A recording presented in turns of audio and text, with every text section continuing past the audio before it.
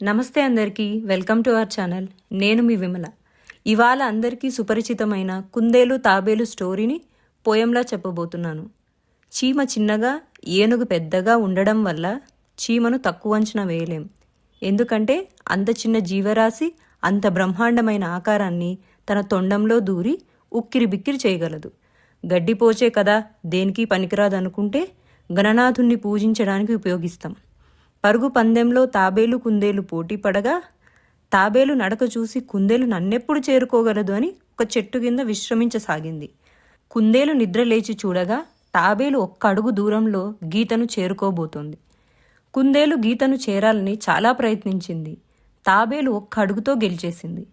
విశ్రాంతి లేకుండా పోరాడింది. అలా దేని ప్రాధాన్యత దానికి ఉంటుంది. అందరికీ అర్థమయ్యేలా చెప్పాలి అంటే don't judge a book by its cover. ఇప్పుడు పోయంలోకి వెళ్తే పోయం పేరు పందెం. కుందేలు తాబేలు పందెమాడినవి, లేడివలె కుందేలు లేపింది కాలు, చెవులురిక్కించింది చెట్లు దాటింది, ఉరికింది ఊపింది తిరిగి లేచింది, పొదనొకటి జూచింది పొనికి చేసింది, తాబేలు రాదురా గీబేలు రాదురా, అటు ఇటు జూచింది అణగిపడుకుంది, నిద్దురే పట్టింది పొద్దుగుంకింది, చల్లటి గాలికి మెల్లగా లేచి పోనున్న తావుకై పోయి చూచింది, తనకంటే ముందరే తాబేలు చేరింది, ఓడింది కుందేలు మాడింది మగము, గెలిచింది తాబేలు గెలిచేసింది. ఉరుకులాడేడివాడు ఓడిపోగలరు, ఓపికుండేవారు ఓడరెన్నటికి, జయము తాబేలుకే జయము తాబేలుకే, జయము జయమంటూ జంతుజాలమెల్లా చప్పట్లు కొట్టెరా.